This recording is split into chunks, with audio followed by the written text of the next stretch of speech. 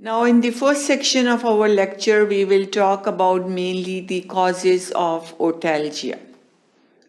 And in this, we will talk about the local causes of otalgia, which occur locally in the surrounding area, and then the referred causes, which are referring from the other distant areas of the body. And then thirdly, we will talk about some psychogenic causes of otalgia.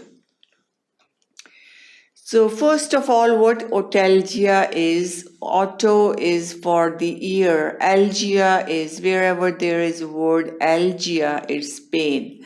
So otalgia is pain in the ear. So algia is the word used for pain. We have local causes, in which we have the causes from in the external ear and then causes in the middle ear. They come under the local causes of earache or otalgia. This is the anatomic diagram of the ear. This is the external ear, the pinna, auricle, and then it goes into external auditory canal here. And then this external auditory canal ends at the eardrum or tympanic membrane. After this, then we have the middle ear. Middle ear mainly consists of the ossicles, which are the small three tiny bones known as the ossicles. So middle ear is mainly has the ossicles or the tiny bony structures known as the ossicles. After the middle ear, then this is the inner ear or labyrinth. Inner ear consists of cochlea. This is the cochlea, snail-shaped structure. Then we have here in the vestibule, we have saccule and utricle, and then three semicircular canals in which the fluid flows endolymph, and it's important for maintaining balance of the body. So these are the main structures of the ear. This is the eustachian tube, which equalize the pressure between the middle ear and the throat or the pharynx. So all these are the main structures of the ear. When we talk about some local causes means these are the causes lying very close to the ear. So local causes of otalgia or pain in the ear, which can be furuncle, and then impacted wax. Wax is impacted in the ear, and that can cause sometimes very bad earaches. Otitis externa. Otitis is for inflammation. IS is for whenever there is tis, it's inflammation. So auto is for ear. So otitis externa is the inflammation of the external ear. Then we have otomycosis. It's a fungal infection of the ear. Auto is again for the ear. Mycosis is for fungal infection. So mycosis is the fungal infection of the ear. Then myringitis. Myringitis bullosa. Again, it's another condition that involves the tympanic membrane as a result of pressure differences between the two sides. So myringitis is for inflammation of the tympanic membrane. Tympanic membrane, it's three terms are used to explain tympanic membrane. We have eardrum, tympanic membrane, and the third term used for eardrum is myringo. So myringitis is inflammation of the eardrum or tympanic membrane. Then herpes zoster is a viral infection, and then malignant neoplasm. So all these different conditions of the external ear which can cause the otalgia or pain in the ear. So these are all the causes limited to the external ear, and external ear, remember, is ending at the tympanic membrane. After the tympanic membrane or eardrum, then we have middle ear. Then causes that can occur in the middle ear that can lead to otalgia or pain in the ear. We have acute otitis media.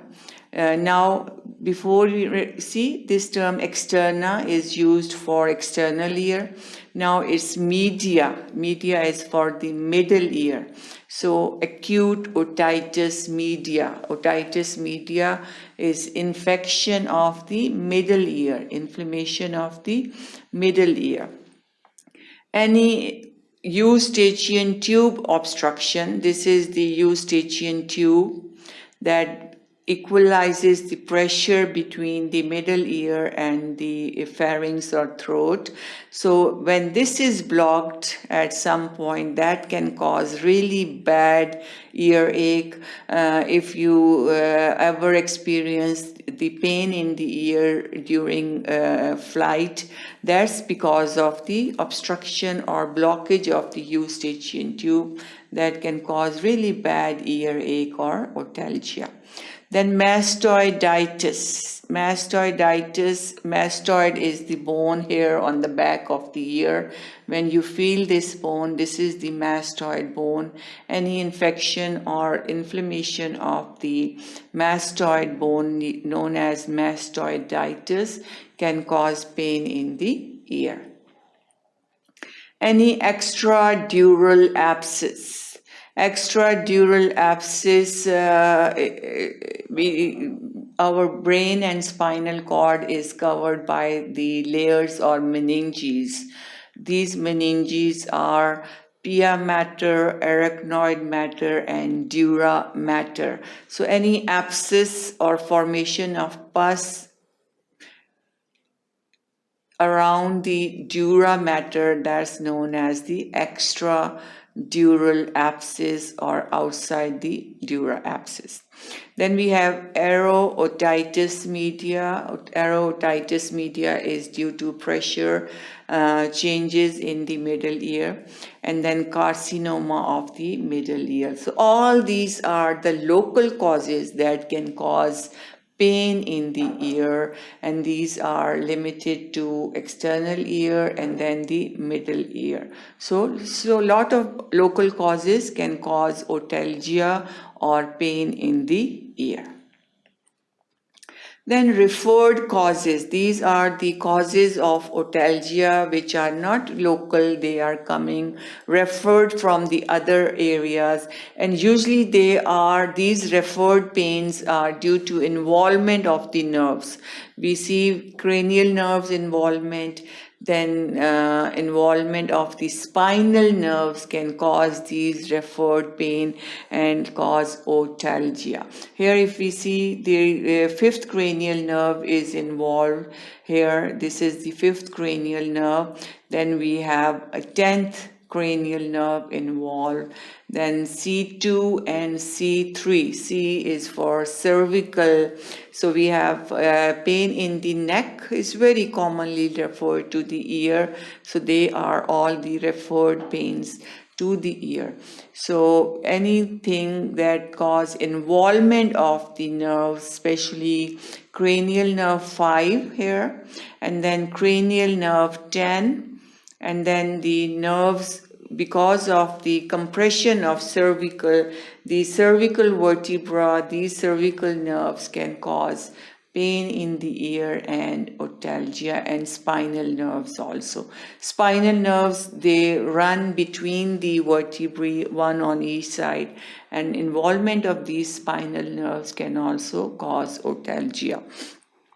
So let's see ear nerve supply. The nerves that supply the ear we have from the fifth cranial nerve. This fifth cranial nerve, it gives the branch known as auriculotemporal branch. It's for the auriculotemporal branch of the fifth cranial nerve supply the ear. So any damage or involvement of auriculotemporal branch of fifth cranial nerve cause referred pain to the ear. Then we have the ninth cranial nerve, gives tympanic branch also. Then 10th cranial nerve gives auricular branch. C2 lesser occipital branch, and then C2 and C3 greater auricular.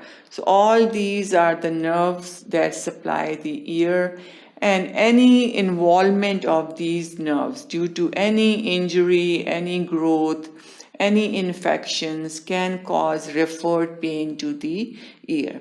So whenever patient complain of otalgia, most likely, commonly, it's the local causes like otitis media, any wax impacted wax sometimes cause pain. So mostly they are the local causes of otalgia.